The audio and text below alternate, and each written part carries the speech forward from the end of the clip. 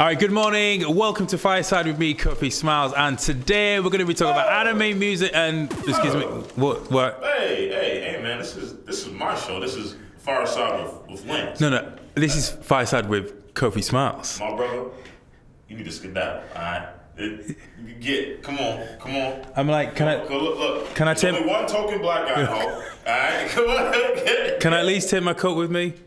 Nah, man, that's my cup, man. I got my coffee in it, man. You can take that pencil. I'll take the pencil. Right. Hello, how you doing? How y'all feel? Welcome to Fireside with Lance. As the train breezed past Humber Bridge, I looked out the window and then smiled at a stranger sitting across from me. It was about an hour from Hull to Leeds, and we ended up in deep conversation. From life in England, rap, our favorite TV shows, movies, and even bonded over how, like, Jamie Foxx is such an underrated actor. He's the embodiment of positive energy, known for his infectious vibe and storytelling magic. He's an award-winning journalist and presenter of BBC Radio Humberside's breakfast show, even crowned BBC's Face of Hull during the City of Culture in 2017. A voice for young people via the No Filter platform, and a passionate creative who infuses vegan cooking, comics, and music through his YouTube content. He makes mornings brighter and conversations richer. Kofi Smiles is our guest today.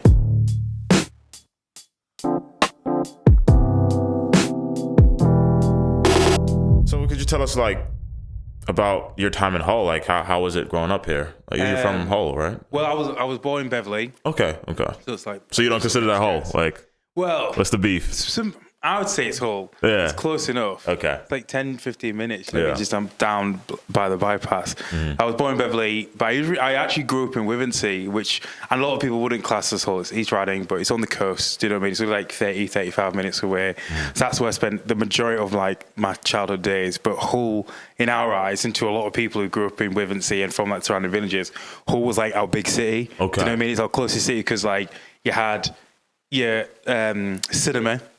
Ice arena, you had your big football teams, and you had your two main rugby teams. Yeah. Obviously, we all know Hull is like a rugby city, Hull FC, Hull KR, and it was either one of the two. Back then, not a lot of people, well, from my knowledge, not a lot of people supported Hull City, the football team, but like, apparently now everyone's a Hull City support, which is cool, man. You got to support your local teams. They're either support Liverpool or Hull City these days. But yeah, it was amazing growing up in Wivensey. It was like a small seaside town. And honestly, I'll say now I've had some of the best times of my life there. We're on the beach, we're on the coast. My house is like a 5-minute walk from the sand. You know what I mean? So any day that was nice. Like we're having glorious weather at the moment. Me and my mates would be down by the beach, bodyboarding, just like messing around in the sea. Nice. And as we got a little bit older, like messing around in the sea turned into like starting fires, having beach parties, gatherings, and just all that sort of stuff. It was mint. Nice. Like it was just us against the world. It was weird because like, we had like all the moshers and like all the chavs were mates because we all sort of were bonding over Tony Hawk's skateboarder. So we were all skating and playing roller hockey. We just had to make the most of it. Yeah. Not everyone could afford to get the bus to Hull. Yeah. And if you wanted to get the bus, if you wanted to go to Hull, sometimes, like, especially on summer days, we'd all just end up on our bikes, just like cycling there and back and stuff. But as I got more, because I started coming to school in Hull when I was like 12. So that for year 7, 11, 12, I started spending more time in the city because I started playing more rugby for Hull clubs, meeting more people from Hull schools. So after rugby, I'd go around to like a friend's house that might live in like HU5, do you know, or might live in like off South Cuts Lane and stuff.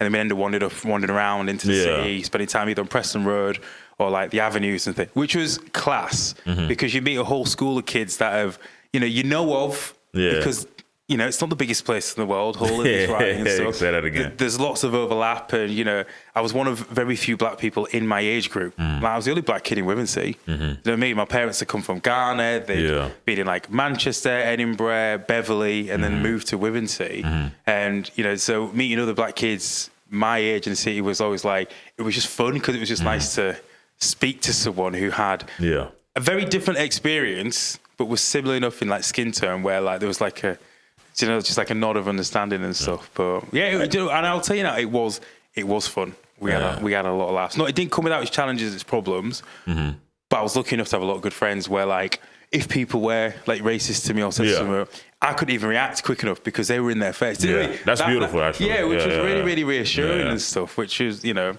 I'm grateful for the friends that I had then, and even more grateful that a lot of those guys are still around, and I can, you know, I see quite a lot. Yeah, that's cool, man. So, I mean, like you mentioned rugby and stuff, so you've played a lot of sports growing up as well, like just that was your thing. Yeah, well, it was one, I think because I was always a big lad, and like, I think during the mid-90s, Jonah Lumu, New Zealand rugby player, RIP, he was like the guy. And I remember when I first went down to King and Vikings to play rugby, everyone was like, oh, it's like a mini Lumu. Do you know what I mean? It's just a big kid. People used to give me the ball and just run through it. So I started playing rugby league, played that up until I was about 10, started playing more like football. And then when I started Hull Grammar, they played rugby union, which people say is a posh version of rugby. I started playing that. So I was playing that for years, and I just loved it. I just like being part of a team, just like going around, having a run around and stuff. I just love where it took us to so many different parts of the north, and it's always that bus on an away game, carnage. Do you know what I mean? We lose or draw, just so much fun.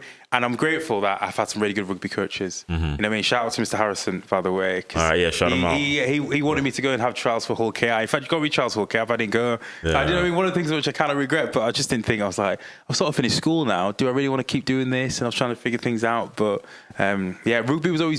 sports has always been something big. And I think even now, like I'm 37 now, and if I go like 40 hours without doing any movement or exercise, whether it's just walking to work or going to the gym, doing a cycle swim, being at the gym, I get quite edgy and restless, and I feel like I can get a little bit short with people, and I know it's just because I haven't had that opportunity to just blow off some steam. You know?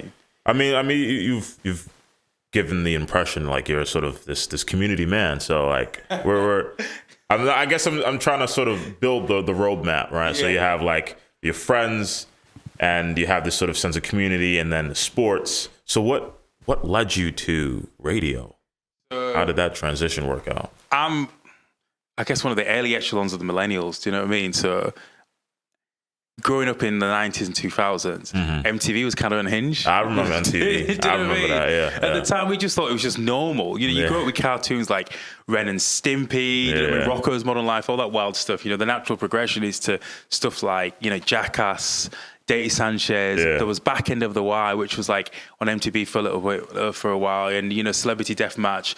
We had the WWF era, which was like the Attitude era, which is just crazy and wild. So like, we grew up as young kids. We you want to emulate everything, don't you? So you know what I mean? We're seeing all these like mad stuff happen on Jackass, thinking, oh, we could get a trolley from Proudfoots and take it onto the pier, and should we put a few of us in it and push it down and see who survives? We were just doing all that mad stuff. And I remember see who survives is crazy. Honestly, it was just, we just wanted to just do it on the streets. I think the furthest extent of our like internet activities was MSN, and you use MSN to try and figure out who's coming out to play. And then like, we had like PlayStation 2s, but we only did them when we went in on a night time. We went on them all day. So I remember one day I went to this shop called Woolworths. It used to be like a superstore. It sold everything. We had one in Wivensea. You know, it was back in the days when they used to have like rows and rows of CDs and VHS and DVDs on the wall. I think I was about 14. No, but I must have been about 15, 16. Because I remember I'd used it for a history project. And there was this high 8 video camera, and it was reduced from 89 quid to like 19. And I remember I had like £6 of like my lunch money that I would usually save up. So I usually save up my lunch money because I would go and spend it at the comic shop, or I would go and use it to buy like music and stuff. I remember like begging my dad, saying, "Oh, please, you know, you know how much we've always wanted a video camera." And I was like, "Well, you've always said you wanted one because you'd be able to film stuff in the surgery. You'd be able to use it for your patients and stuff. And like, I'll show you how to use it and edit it." And it's like, all right, fine. So he sort of made it like it was his idea. If you want to get my dad to do anything, you need to make it feel like it's his idea and it's for his benefit. So we like. So I remember asking him, and he was like, "Right, okay, here you go, give me 20 quid." So I remember getting the video camera and getting a few extra cassettes, and then like from then onwards, I was just taking it out with my friends. And I remember the first night I had it, I remember my mate, I'm not gonna say, my mate Carl picked me up on his scooter, and like, so he must have been 16, because Carl had his scooter. My friend Carl picked me up on his scooter, and I remember just getting on the back of it, and then we're just riding around Windsor, and I'm filming people, and we're finding our friends, and we're seeing where people are skateboarding. And it was like this tour of the town that we grew up in, and I used to use it for everything. Like me and my mates making music videos in my bedroom. I was on drums, I was on guitars and stuff, and taking it to house parties, and then obviously phones got a little bit better. I remember I had like a Sony Ericsson Walkman phone. The camera was pretty good on that. So it sort of got ditched, but I would still use it for big things. So if I did had to do a video essay, I would try and get away with doing like a documentary for history. So make it like a cheesy David Attenborough, David Olusoga style like history doc. And my teacher's like, "Nice try. I want you to write an essay. You got 2 days to write." And I'm like, "Oh no, I've spent weeks on this thing." And it's literally just everything you said, just put it in an essay. Do you know what I mean? And just fill it out a little bit. So that was how I sort of got into filming. And me and like two of my best mates, Luke and Gaz, were really obsessed with like the MTV Movie Awards and the MTV Music Awards, because they used to do all those sketches, didn't they, of the films that had either come out that year or that were coming out, and you know they would insert themselves into things like The Matrix or Rush Hour, do you know what I mean, or like Blue Streak or whatever was coming out at the time, and we just wanted to do stuff like that, make our own little sketches and things. So just getting behind the camera, mess around behind the camera, sort of became a thing. But when I went to a different school, when I went to Humberside for sixth form, I didn't really sort of carry on with a lot of that, because a few of my mates had moved on to work in other cities, because most of my best friends were like a year older than me. They moved on to work in other cities, or got jobs, girlfriends. I didn't really have that much time for it, and I didn't really have that many friends at that school that were into that sort of stuff. So I sort of put it on the back burner for a bit until I finished at Humberside, didn't apply to uni, didn't know what I was doing. So I went to Wilberforce College instead. One of my best mates was like, "Why don't you come to Wilberforce? You know, you can figure stuff out. You know, it's going to keep your parents off your back. You know, coming from a Ghanaian household, you know, education and direction and like progress is like key. You know, there's no such thing as stopping and stalling. You got to be, the engine's got to keep moving. The engine's got to keep running forward and stuff." So I was like, "Look, I'll go to Wilberforce. I'll be there for a year. I'll do some extra A-levels. I'll get to university."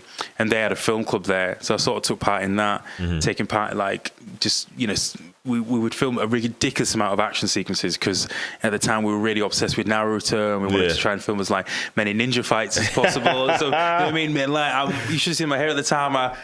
Ever since I was like 13 years old, I was always trying to grow my hair out like in freeform locks, like an anime character. And I remember I finally got it looking like Goku, and it was looking really sweet, you know what I mean? So we'd always like try to emulate anything that we were. You got to find that picture, man. But I've got it on my phone as well. I'll show you. Like, it's going in the show. I'll send you them. So yeah, I remember how we were just sort of doing that sort of stuff. And my John Miller, our sort of guidance counsellor, phenomenal guy. We'll never forget him. I think meeting him changed my life, because he was like, "What are you interested in?" I was like, "Well, like comic books and music," and I like talking about this sort of stuff and analysing it. And he was like, "Well, you know, if you're not worried about leaving the city, there's a really good course that's just started in Northumbria, English Literature and Journalism. We can apply for that." And I think it'd be really good for you, because, you know, you get to read your books, you get to analyse, do all this stuff. You're interested in Newcastle, bigger city. You said that you've gone to there for a lot of gigs and concerts, so, you know, you might be able to get onto that scene. And I was like, all right, okay, whatever. And ended up going to Northumbria and having like the best time of my life. My mum and dad weren't too pleased about that. They were like, "Right, you can do this course, but after it, you're going to do a conversion course to like, I think the deal was I either do law, pharmacy, or become a teacher." I think they were the main top. They were the top three: law, pharmacy, teacher. And I was like, yeah, sure, whatever. But like, after like my first couple of weeks, I was like, this is amazing. My lectures were incredible. The city was ace. My course mates were brill. And it was just ace. We were going around to nightclubs, bars, venues, interviewing artists, musicians that were coming into the city, putting it up online, and just like getting used to cameras and storytelling. Then it got to my last year, and we sort of started up the Northumbria Student Radio Station, which was more like a podcast one. We would record shows, they would broadcast it. And then we did that for a little bit, and then I stayed on to my master's, which I only did 1 year because I couldn't afford to pay for the second year. But during that year, I was part of NSR, which is Newcastle Student Radio. So they would let students from whatever university and college in the city join. And I was just doing radio then. And I had this show called Get Familiar, which was pretty similar to what I was doing in my early years, where I would go interview bands and artists and musicians, chat to them, and I would just I'd be on the internet finding like new music and scouring, doing playlists, all this stuff, put it on SoundCloud, Mixcloud, and just promoting pop culture and stuff that I was interested in. And it sort of stuck there. Never thought it would go anywhere. Didn't think I could make a job of it. It's just one of those things when you love something, a passion. My mate's like, "You coming out tonight?" I'm like, "Nah, I'm just trolling through like Pigeons and Planes or like SoundCloud, all these blogs, just trying to listen to music and get stuff sent to you, and reading comics and reviewing them and stuff." And that was it. You know, by that time I was like, this is this is what I love doing. This is what this is what I was born for. Do you know what I mean? To regurgitate stuff I think people that I like, that I think other people might like, or find an angle into it at least. And so I did that. Finished my did it 1 year of my masters. Then I was in Newcastle because I was with my girlfriend at the time, working for Apple, and then I was there till 2015 until like finished with Apple. And then I came home. I was like, what am I going to do? And then I hadn't done anything with my media degree for a while. So I went to London for about a year. I was essentially like grilling chill sandwiches, trying to get work in. It started off with film and TV. Realised that really wasn't where I wanted to be, and I came home and I started doing stuff with friends from uni again. Like we did this cooking show called Kofi's Kitchen, which essentially is like a vegan pop culture show. So I would take a comic book character and design a dish based on that comic book character. Okay. So we did these Chewbacca cookies, and we did this Deadpool chimichanga. Is it still on YouTube? It's still on YouTube. Tell us. It's just I think it's on CTK Media. If you just search Kofi's Kitchen, you'll find all the videos on there. So we did that for a while, and then me and my friends were doing like, sketches for the politically driven, and then we started doing some more cooking stuff. We started off with this 101 plantain recipes to get you laid. We started doing a couple of them. We really wanted to pick that up because it was just, but we were throwing so much at the wall, different stuff. We should have really focused on one thing and made it stick and stuff. But this was like 2015, 2016, and then I came back to Hull. Worked on a film in Leeds and Keighley, and then came back again, and I was working, doing some admin stuff at the job centre, and then I ended up applying for the Face of Hull role, which is where Hull were looking for like someone to represent it during the City of Culture year. 2017, right? So that was So that was at the back end of towards the back end of 2016. Basically, they wanted someone to be a reporter and a new, fresh voice while we had the City of Culture year for 2017. I was that ambassador of Hull. That was, pardon? And the ambassador of Hull. And being an ambassador for Hull, which I was like, at the time, when I entered it, my friend Paul actually sent me the advertisement because, mate, you should do this, you'd be great for it. And I was a bit like, I don't know, I'm like a black guy with tattoos and locks, man. When you think of someone from Hull, you don't exactly picture someone that looks like me. I shouldn't really enter that. I'm not going to enter this. He's like, bro, don't be silly. You didn't say you had to be from Hull. You had to have a relationship to the city. And you had this open audition where we had 1 minute to impress a panel of 4 judges as to why we should be the person. So what I did, I had this thing like a wheel of fortune, like a spinning wheel, which was divided into a 6-piece pie chart. And what I had on there was like 6 things that I have like my strongest relationship with Hull is. So I had a picture of William Wilberforce because of Wilberforce College and his legacy and what it means for the city. I had Spiders nightclub because I love that place. Spiders nightclub. I've had some of the best and worst times of my life there, and me and my friends still go there. We had a Viking FM on there, so it's a local radio station which I was obsessed with when I was a kid because I remember getting like this.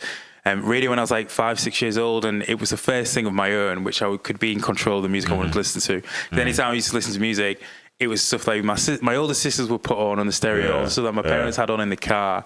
And even if I was listening to stuff downstairs, my sisters would come on, turn it off, and put over what they wanted to. So I had this radio in my bedroom. I could tune it into whatever. I could buy my own cassettes. And I had that relationship from radio ever since I was a little kid. It's just something that's been, normal for us. Watching Zane Lowe and Reggie Yates, Clara Amfer, all these dudes.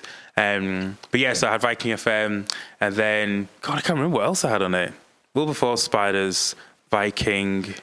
I can't remember. I had 3 other things. I should probably know this.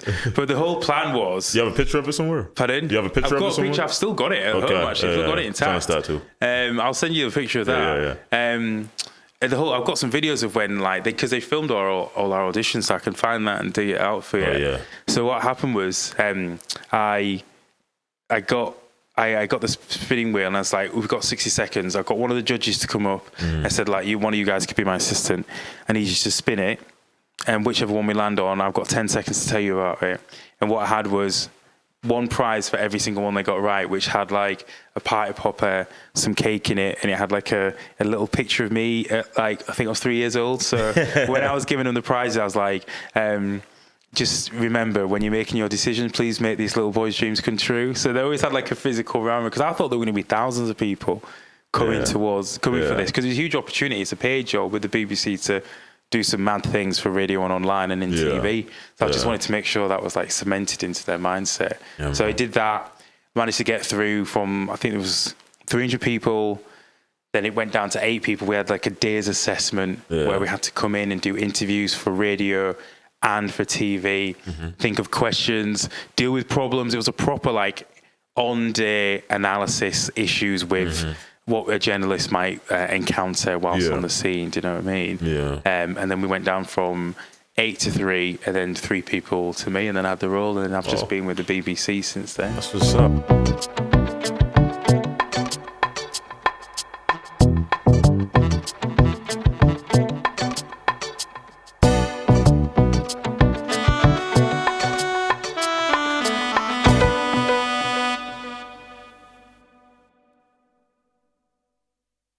So, I got a story for y'all. I've been in Hull for about 6 months or so. Been doing a few shows around Yorkshire. And I finally get paid my first ever booked gig. Finally, making some money. All I had to do was line up the acts. So, I asked this amazing singer friend I knew and invited them to Hull. Hull, they said. Isn't it a bit rough there? To which, little did I know, I reassured them. No, it's fine. The people here are friendly, down to earth, and it's a paid gig. I mean, who doesn't like money? Anyway, on the day, I booked a taxi from the train station to the venue. We get to the venue, get out of the taxi. We see this old man in his Sunday's best. He's just proper Hull. He takes one look at my friend and goes, "Are you one of those musicians?" To which my friend replied, "Yeah, how can you tell?" To which the old man said, "Because you're dressed like a cunt." Guys, forgive me. That is the best I can do in a whole accent. Anyway, the old man actually runs the venue, and my friend's been getting booked there ever since. That's Hull for you, ladies and gentlemen. And guess what? I got another story, and you're gonna really love this one. So there's this guy, right? This burglar from Hull. He tries to rob a shop on Valentine's Day. Now, you'd think he'd wear something smart like a ski mask, right? Nope. He wears a pair of floppy underpants on his face. Yes, underpants on his face. How romantic. Anyway, what the genius forgot was he was wearing a pair of shoes the cops had given him earlier that day. So an officer spots the CCTV, sees the shoes and goes, "What are those?" Because apparently his cultural references ended in 2015. When asked to leave a comment, the officer replied, "Roses are red, violets are blue." Those pants were stained, and I recognized that shoe. Damn fine police work. Damn fine. I mean, Hull's finest. Anyway, that's a Hull moment.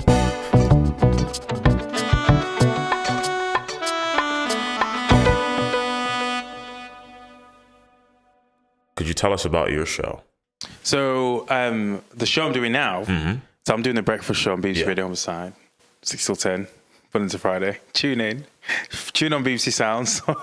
It will, please do that. Just put all the magic and stuff down there. Sprinkle all the pro at the bottom. So I've been doing this since, in fact, we were talking about this today. I've been doing this since 2020. So I started right in the pandemic. So the show I'm doing now sounds very different to the one that I started off doing, because before it was all about numbers and figures and staying safe. And the latest, it was literally 4 hours of just COVID news and like mutual aid groups and, you know, what's positive online, talking to people on the phone. And it was quite hard because obviously you're going through COVID and you've got your own way of dealing with COVID, and you've got your own friends and family that are dealing with COVID in their own way. You've got to sort of help and advise and guide that. And then we're hearing it on the show, and it's just like, it feels like a fever dream when I think back to that. Well, let's say 2020, 2021, 2022. And we didn't really sort of get out of it until 2023, did we? Well, getting out of it, things really start to feel like change. So it was 3 years of a very interesting show, which we went from 3 hours to 4 hours for the very first time. And then it was really, really different because we had this extra 90 minutes to fill, and we can't really go outside and do interviews and chat, which is, I think that's where my strengths are. I think I'm better in person, doing stuff with having people in the studio and stuff. Whereas to now, it's like we got guests in the studio a couple of times a week. I get to go out and interview people. I have this section on the show called Kofi's Class of the Week, where I go to different groups, organisations across East Yorkshire and Old Lincolnshire, chatting with them. And usually if it's a school or if it's a certain place that are doing a thing that I don't know about, I get them to teach me it, which is cool. So it's like I get to learn something, I get to share people's stories in the process. So I went to this games event in Grimsby, but it was great because everybody I met there was like tabletop gamers, comic book collectors, just my type of people. Yeah. And just hearing their stories about, I've been playing Pokemon cards for years and actually I do it for a living and it takes me around the world. You know what I mean? Hearing all these people's stories about how they've taken their loves, hobbies, interests and passions was amazing. And then learning how to play some of the tabletop games, even better. And it's cool. I've gone to school and some kids have told me have brought in hockey sticks for me and they showed me ice hockey. Some kids have taught me martial arts. Some kids have taught me about history. And it's just amazing when you start tapping into anyone's interests. And if they think that this is something that no one's going to be interested in or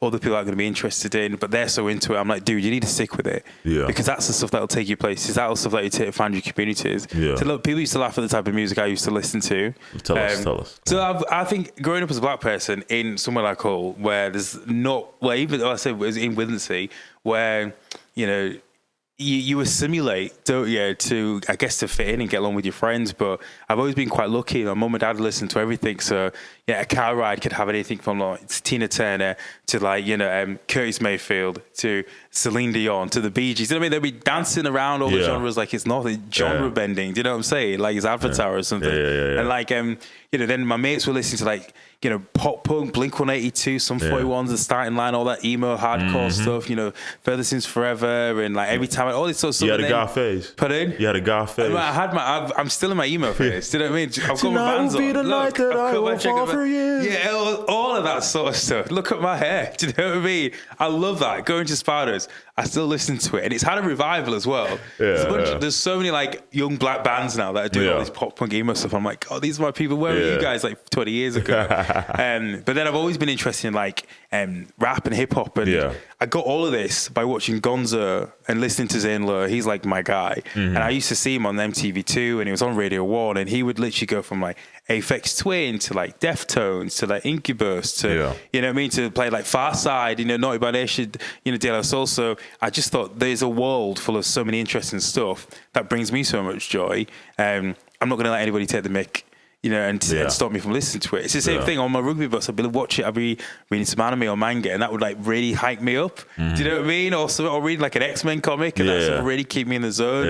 It's some people are like, why are you reading those for? They're for kids. Black people don't listen to that music. Black people don't read that sort of stuff. But I'm like, but I enjoy it. Do you know what I mean? So I think it allowed me to sort of develop a thick skin and a sort of like pride for who I am and what I like, and just double down on it, because why would you want to give up on that sort of? Do you know what I mean? Do you ever have anything like that? I get it. Yeah, no, I definitely get it. Yeah. Is it a plane? Is it a frog? You excited for the Superman movie? I don't know. It looks he looks weak. He looks Michael B. Jordan. Kids I'm going to speak to and tell them like, whatever you love, whatever you're interested in, stick with it. So I did, and it took me to so many different places. And I think if I wasn't interested in all that weird and wonderful, unique stuff, I wouldn't have had the confidence to sort of go out and film and talk about it and broadcast it and develop the skills along the way that I needed for when I auditioned for the BBC. To hopefully feel like that's why they're the main reasons why they picked me for the job. And I could fine tune them and hone them and learn new ones whilst I'm here. So it's just been like a revelation being able to get out in the public and meet people, because we can't meet people on the phone. We can't be meeting people online. It worked for whilst we were in COVID. But just like we're doing now, we could have done this like, oh, should we do a Zoom call? You do it from my house, you do it from your house. It's different being in the room with you guys and like, again, the essence and the chemistry's there, the body language and stuff. It's just brought the show back to life again. So since we've been able to do more and more stuff, going out, people coming back into the studio, it just feels like the type of show that I've always wanted to do, or I think a breakfast show should be. And it's what you said earlier on, being a person and being involved with the community. We're about the local community, East Yorkshire, Northern Lincolnshire. We're about the people that live here. Tell them about what the stuff is happening that they need to know. Keep people in the loop so people don't feel left out, people don't feel lonely, people don't feel like they're on the edge. But also celebrate the good things that are happening here. You know, someone's doing an incredible run for charity, or someone's community has rallied around them during a really bad time. Let's talk about that. But also let's speak to the people that are responsible for the well-being and the livelihood here. Okay, so there's not enough jobs coming in. Why not? Let's speak to the politicians. Let's speak to the mayor. Let's speak to the council ward leaders. Why aren't these people getting these things sorted? Yeah. So it's a whole mishmash of stuff which is designed to get people up in the morning, keep them entertained, make sure they know what's going on, make sure they know that if things are a bit shit. But things can be a bit shit, but here's a few options. Here's how we can signpost you. Here's how we can make you feel a little bit better. But also want to have a laugh. So I mean, at the end of the day, within all that, we've got to keep people sort of upbeat and ready for the day. Which I think it's quite hard in it, because you don't want to trivialize anything. It doesn't cost a living. Nightmare. Everyone's suffering from it. Some people harder than most, and it's like we have to remember that. We can't ignore that. And then we want to make sure that we can address it. And we want to make sure people know that we are talking about it. We're going to try and keep you informed about where you need to go for help, aid and assistance, and what's happening. Are things improving? And if not, why aren't they improving? And how can we get them to improve? But also, we want to be able to try and put a smile on people's faces without ignoring that. Not everybody's going to want to smile today. And you know what? If you want to be miserable, that's fine. Do you know what I mean? That is fine, because you were totally entitled to. So we're very community, and it's the best thing. Because when we have a topic or a story come up, my team will get together and we'll sit around and talk and be like, right, our main story, we'll talk about 7:05, 25 to 8, and again at 8 o'clock. And we don't just want to repeat the same thing, which is what we've done for a while. We want to try and get different voices on it that are hitting it from different angles and keep that story moving and evolving. And most of the time when we're looking at something, it's like, we want someone from who's experienced this, or someone who's mentioned this or worked in this place, and it's never the first place that we're going to is a governor or politician or business owner. We want to hear from the people on the street, and that the local voices, the dialects. And one thing I will say is, anytime I go out to do voxing and speak to people in the street who are from a Hull, you don't want to hear a Hull accent. I'm like, mate, we really want to hear fucking all that. You know what I mean? We love it. We're from here. We're broadcasting today. People want to hear people that talk about them, and people love the Hill accent. Mate, Timothy Chalamet, get that. Can we just drop that clip in here? Look, mate, people love it. We've got the best accent in Yorkshire, so double down on it. I always tell people there is always a seat for you here on the BBC Radio Humberside Breakfast Show. Wherever you come from, whatever your opinion is, bring it in. We've lost the ability to talk about stuff. Regardless of what aisle you sit on politically, let us understand each other. Let's see why you might vote for these guys, or you might think in a certain sort of way. Let me give you the other side of it, because at some point in the middle, you guys will meet in the middle on something, and that's when you can really begin to sort of dig in and dive in and talk about stuff. So that's the thing I'm most proud of. People trust us to tell their stories, to be open and to be honest, and to share their hopes, dreams, and fears with on the Breakfast Show. With someone who I'm someone who I've never met a lot of these people, but because they're tuning in Monday to Friday, they feel like they know us. They feel comfortable with us to be able to handle their stories with care. And I think that is something so precious, so delicate that you never really, you don't always get that opportunity. Information is precious resource. So I follow you on social media, and I see you're quite active, even with the younger community. Sometimes you invite school children to the show, or how does that? So that's when I've gone out to do my class of the week stuff. So when I've gone to different schools, we just had a laugh. Really, that's an opportunity for them to. And I always think, oh god, kids aren't going to be interested in radio. They've got Xboxes, PlayStations, TikToks, and all this sort of stuff. But then they're absolutely buzzing. When I turn up to the school and they're out playing, they're at the gate. What's going on? Or when I'm doing interviews, they're all ready. And they forget that these kids have got their iPads. They've been filming on TikTok, Instagram, whatever. They know how to use TikTok better than us. They're used to being on camera. They used to express themselves. And I just think, I was with them. There was a young girl called Fatima, interviewed when I went to school last week and did assembly bangers. So essentially, I went to a school to sing, Shine Jesus Shine, and Give Me Oil in My Lamp and all that sort of stuff. Because assembly bangers, people are taking those songs on tour to nightclubs, and people are turning up and singing them. You know what I mean? Nostalgia at its finest. And I went to do some assembly bangers at the school, and I was sat with some kids about how do you feel about singing, and the shoes. And these kids, the way that they talked about, it's just this feeling and the pressure that comes up inside of you, and then you just have to let it out. But then it's better when you're laying it out with other people who you care about, and it makes me feel closer to God. And this is how it feels, how I want to go out in the world and make sure other people have an opportunity to express themselves. And I'm just thinking, where do these kids get these words from? Do you know what I mean? Like it's phenomenal to hear them talk about the stuff that you love. And also, and I think this gets me in trouble sometimes, I talk to kids like they're adults. You know what I mean? I don't like putting on the high-pitched voice and talking, I'm not just like, how's it going, man? How are you doing? What we're doing? What are you talking about? Just talk to them like normal people, because I know that's what I wanted when I was younger. Do you know what I mean?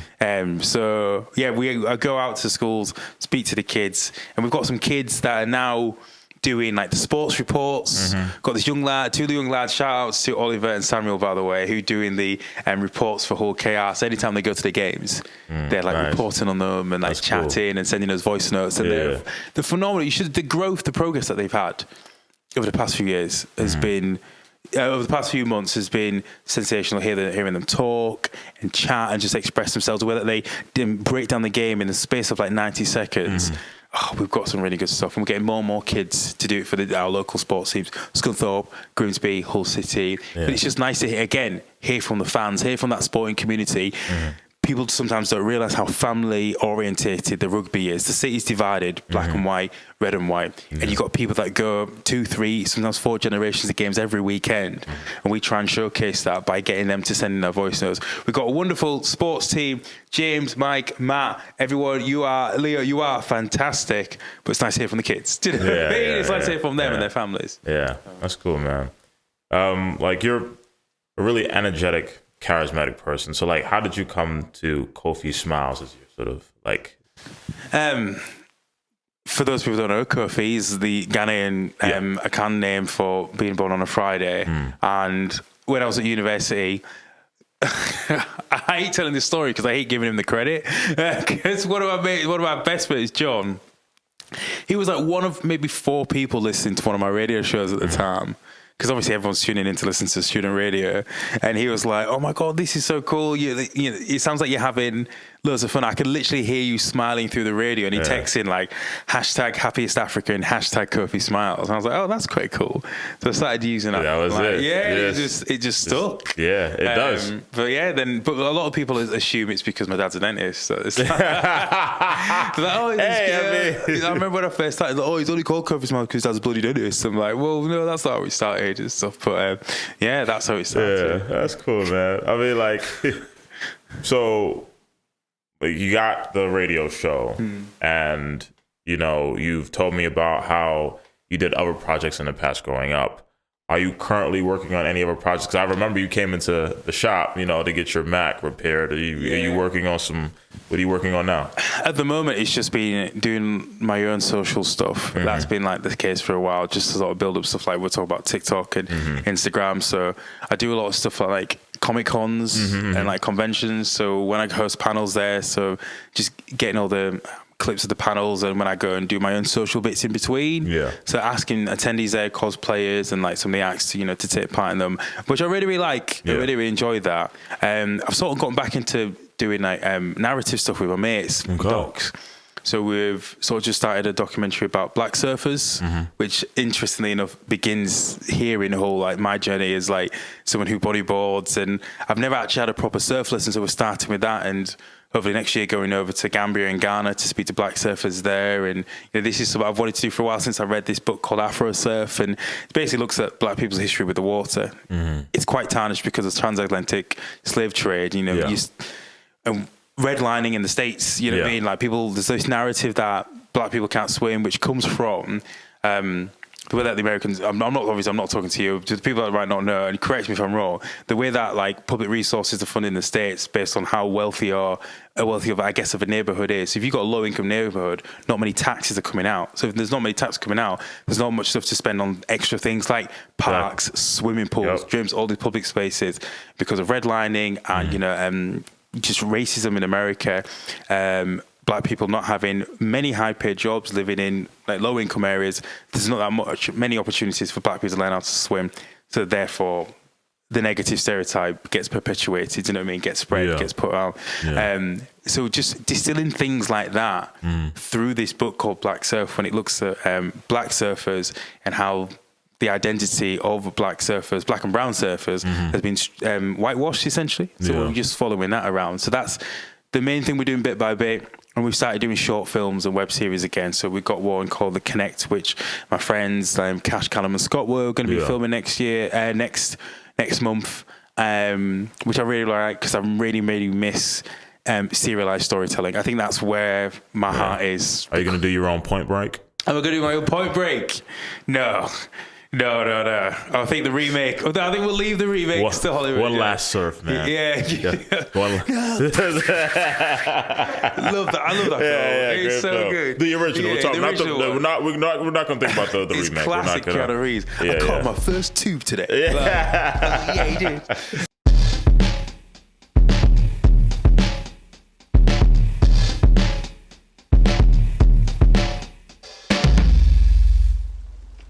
Hello, folks. Now it's time for Album of the Month. And for this month, I choose Leon Bridges' Texas Sun. I don't know where to begin. I mean, it's like neo soul. It's jazzy, it's hip, it's comfortable, it's soothing. I love it. I mean, even though I'm not from Texas, the song Texas Sun itself transports me back to North Carolina. Spending those sunny days out on the grass, the morning dew touching my feet, hanging out with my cousins and my aunties, even going to sleep to the sounds of the grasshoppers throughout the night. Purely poetic. And then songs like Midnight and Conversion, forget about it. It feels like I'm chatting to my long-lost lover on the rooftop of some skies, looking at the cloudy skies, the clear skies of North Carolina. Just something else. It's dreamy. Come on, man. You know, black folks, we the pioneers, the blues and the country. Thank you, Mr. Bridges. You know, that's why I appreciate it, because like he's still hanging on to that. He's bringing it back. He's reminding us that it started with black folks. The band that he collaborated with. Karangabang. Karambang? Yeah. Is that how you say the name? I think so. I looked it up. I wasn't sure what to say. I wasn't sure. That was a different one. But I listened to a few of their stuff as well. They're great. Like, just even without their sort of, I know they did projects together, but like even just the ones they did by themselves is pretty interesting. They're all Texan, I believe, as well. So listening to it on the train on a sunny day, you know, looking at the fields. That's what it does for me. It just transports me to the suburbs. Texas Sun.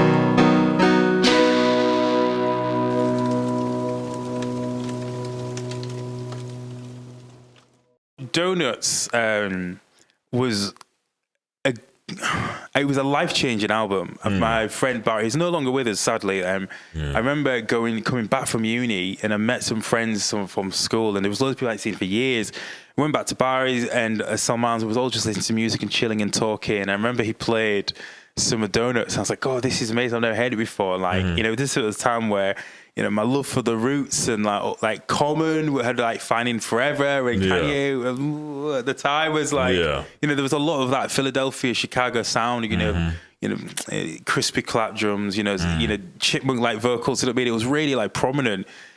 And I've never heard anything like Jay Dilla before. And they were telling me, he's worked with like some of the best hip hop stars. And you know what I mean? If you like the Roots and Kanye and Common, you love this guy.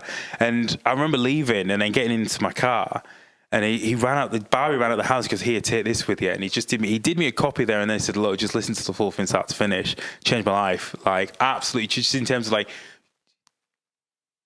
I would call it short form songs, isn't it? Because already most of the songs are like a minute and a half long, but you can feel that story, that narrative, and what he's doing with like lyrics and sounds and stuff. And it's amazing. And the more I dug into it, the more I got obsessed with it. He made it whilst he was in hospital, wasn't he? Because he died not long after it came out and stuff. So I remember just having it on, and like, a lot of stuff that triggers me for storytelling is like music. Yeah. What's the lyrics? What am I feeling? How would I imagine an anime music video to this? Or what is the story that I'm getting? You know, where would I put this in a film? Is this an intro? Is this an outro? Do you plonk it in the middle? I remember thinking about this sort of stuff and thinking, what is that film? Who are the characters? The story?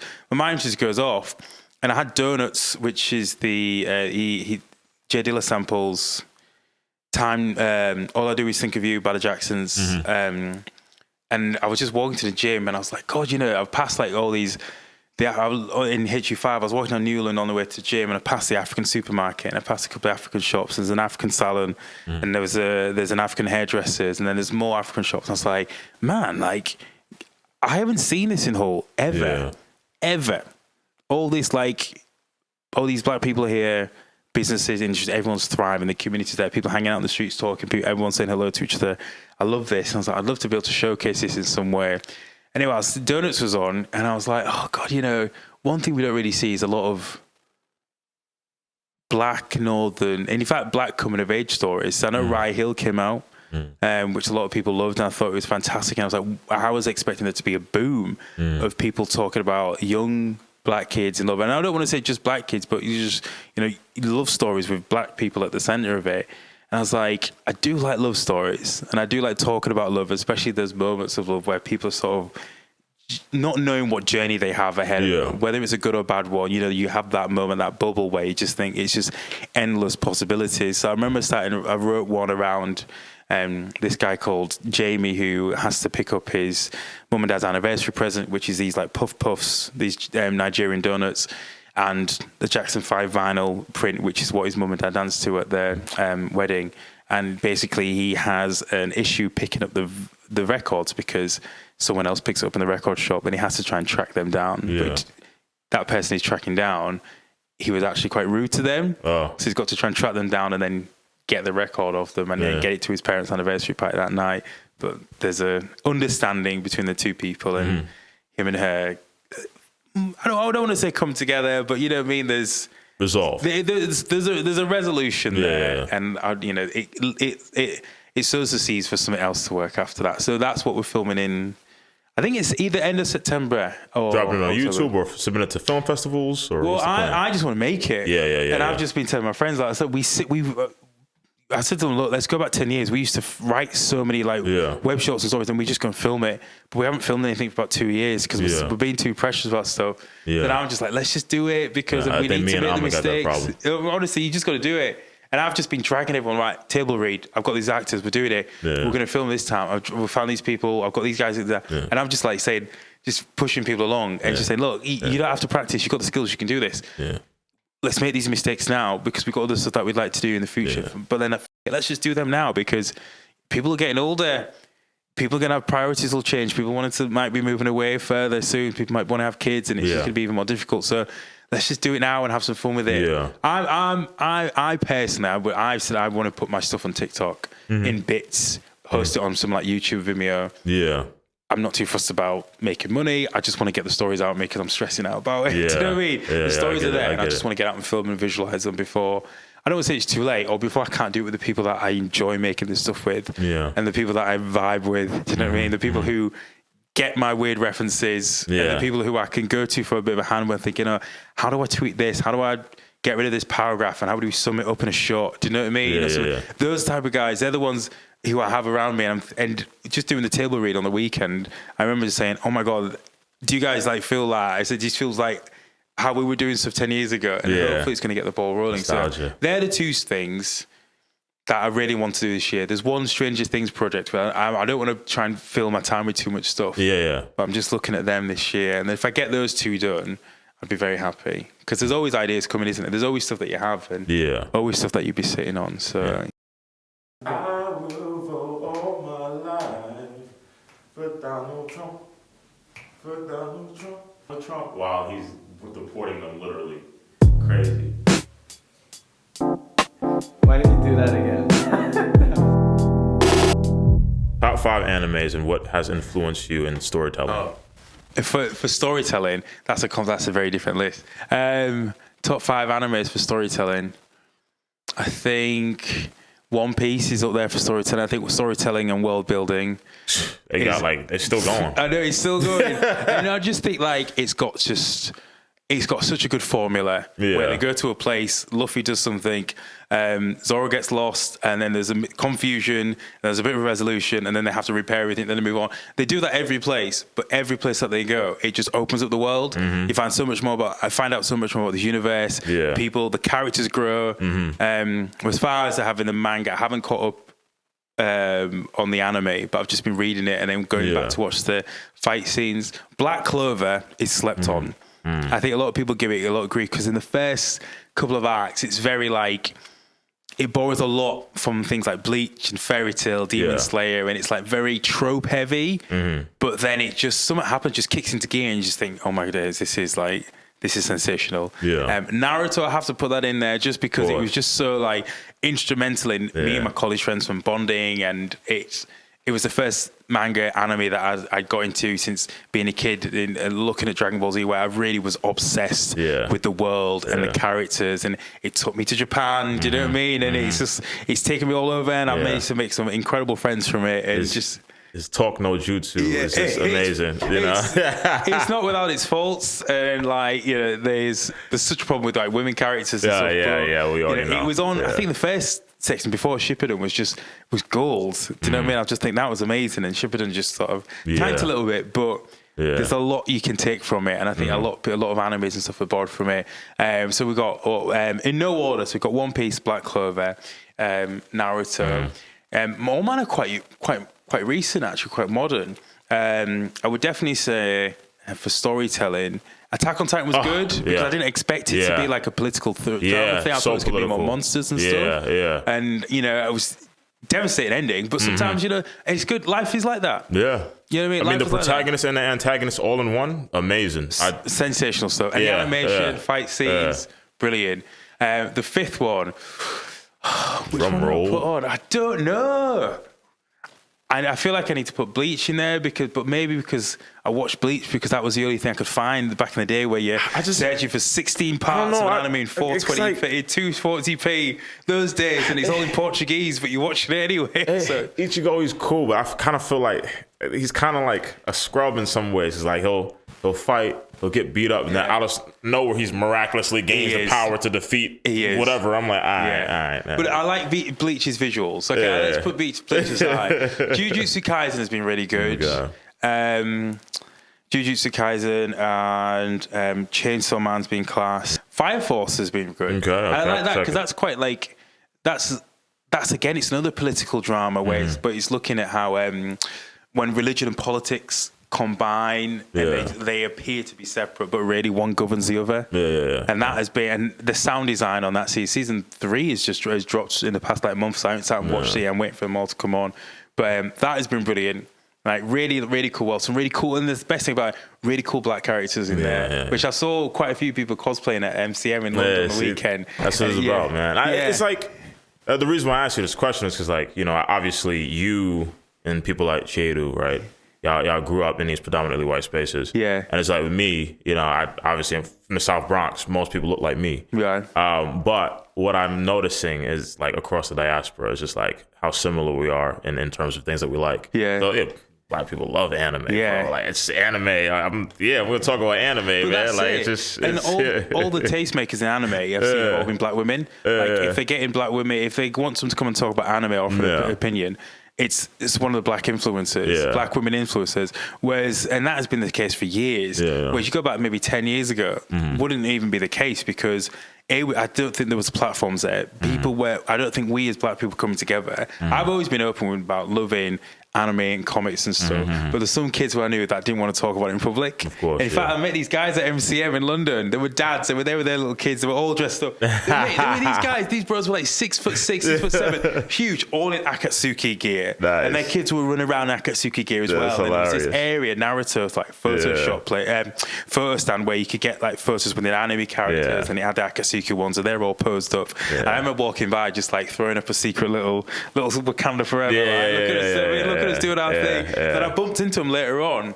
I was chatting to them for about 45 minutes, and they were like, man, like, they were in their early 40s and saying, look, we couldn't really talk about this when we were younger because, they had things like Akira, GTO, Great Teacher Onizuka, you know what I mean, all the Studio Ghibli stuff. And they were like, and obviously Dragon Ball Z, Gundam Wing, that sort of stuff. But they were like, we can't really talk about this because it's not cool, it's not hard, it's not street. But secretly, in their pairs or on their own, they're getting home after school and they're watching it. Do you know what I mean? And loving it. But now it's like, black people are arguing, falling out, gang wars over like over like who's better, Luffy or Naruto, do you know what I mean? All this sort of stuff. But you're right, we've had this opportunity now to have this shared experience where it's not necessarily a non-black thing. It's like it's not just white kids that are interested in that sort of stuff. Black kids like it too, and and I think, and one thing I remember talking to some friends about was like, look, a lot of anime protagonists who all your shonen stuff, he was young males who were ostracized or shunned by their communities because of how they were born, how they look, the things that they do. It's the black male story, isn't it?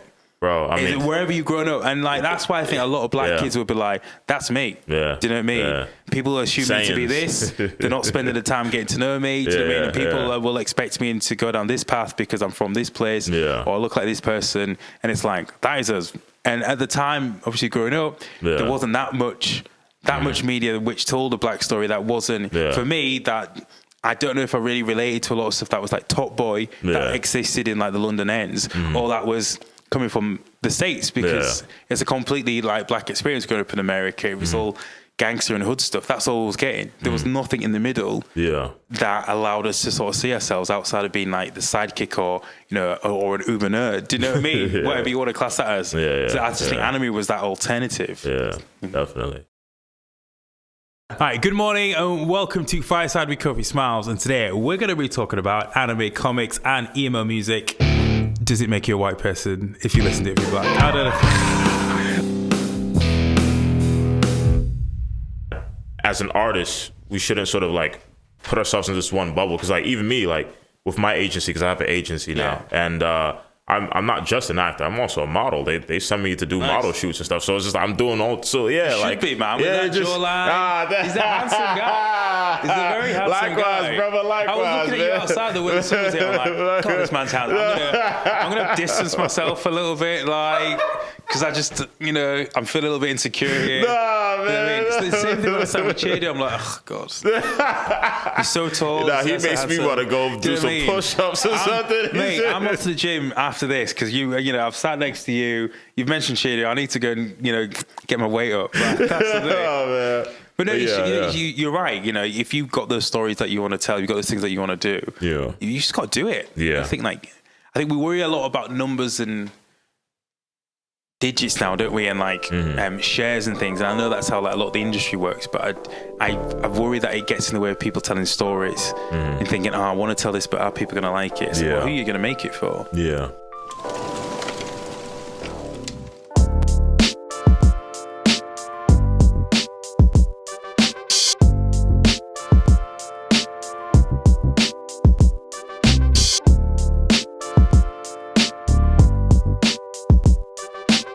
He has rich Ghanaian roots. He's an ambassador to Hull during the City of Culture of 2017. And he has an amazing radio show. So you guys need to get up a little bit extra early and check it out. I promise you won't regret it.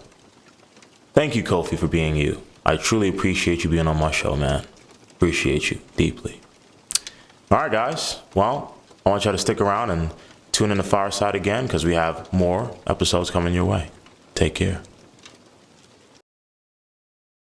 Okay, so one positive message I would like to leave you all with today would be just go out and make it. Just go out and talk about it. Just go out and do it. Find the right people who, they don't necessarily have to share your vision, but have to share your enthusiasm, and don't take no for an answer. Because like all the stories that you've gathered in here from all your life experiences, from the people that you've spoken to, from the places that you haven't been, even the stuff that you haven't done is important. That's all going to culminate and add into something, and no one's going to be able to tell a story like you. I know it sounds a little bit cheesy and a little bit washed, but like, you are probably sitting on something that 100, 1,000, 10,000 people are going to like in some way, shape or form, and they're able to see it in any corner of the world because of the internet. Think about it. When you put 100 people in a room, what does that look like? Looks quite a lot, doesn't it? You put 200 people, 500 people in a room, get 500 people liking and seeing your stuff. That's a lot of eyes that's seen your story. So don't deny the world. Go out and tell stories, because, you'll only have yourself to blame and hate if you don't.